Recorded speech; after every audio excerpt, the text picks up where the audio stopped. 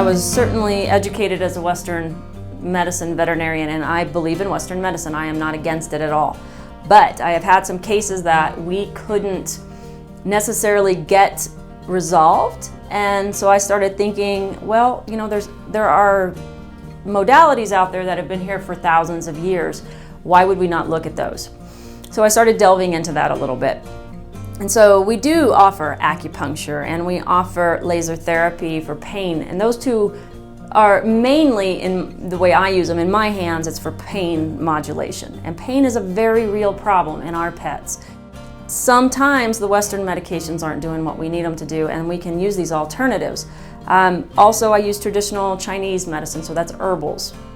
And I have one dog in particular. His name is Ralphie. He is a 5-year-old Airedale who came from another practice. And for 4 years of his 5, he has this terrible skin issue, hair loss, itching, foot licking, black coat turning gray. And they did everything, allergy tested, biopsies, skin scrapes, cultures, and they could not get to the bottom of this dog's problem. And then based on his pattern, is what they call it, we put him on home-cooked food. And I did do studies in Chinese food therapy, so we can use food as a medicine.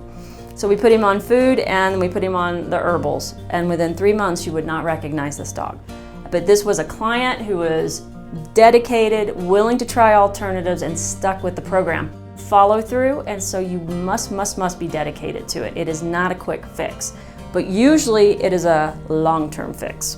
Because he had lost his hearing, I'd say he lost about 80% of it. And within 6 or 8 weeks of having Aimee do the acupuncture, he got, I'd say, 50% of it back.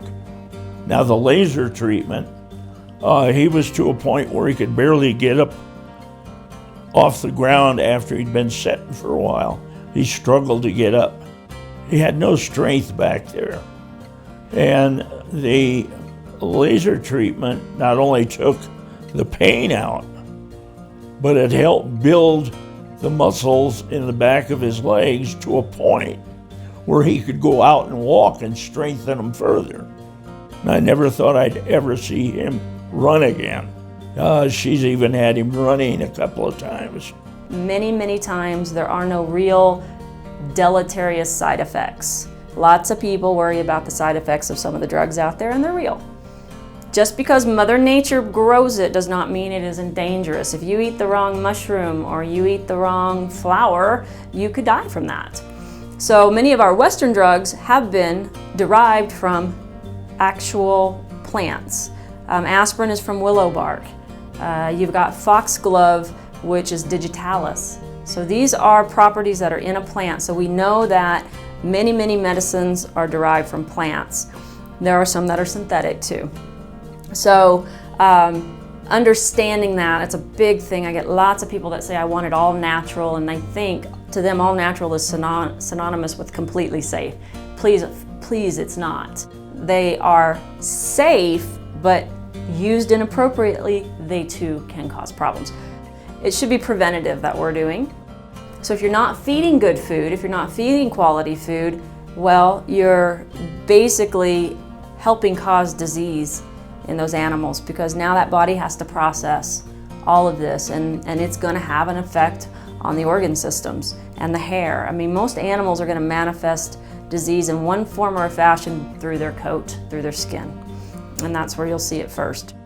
You know, either a nutritional, supplement that they need, or a change in diet, or an herbal formulation, and it is all based on patterns. We look at tongues and pulses and coats and mucous membranes and saliva. We look at their eyes, we look at the color of the coating on their tongue. I mean, it's just very different than what we do with Western medicine. And if you think about it, the physical exam and the human side has become a thing of the past. Doctors don't know how to touch and feel and question, and they don't take the time to do these things to actually figure out what's wrong with you. Instead, they have a diagnosis before they walk in your room based on a 3-letter, or 3-word answer to a question. I believe in taking the time and asking the questions and evaluating the animal and coming up with an answer that makes more sense. So in my mind, the two are meant to be used together. That's why we call it integrative. Western medicine is absolutely phenomenal and has its place. Chinese medicine the same way. When we bring the two together, we can do so much more.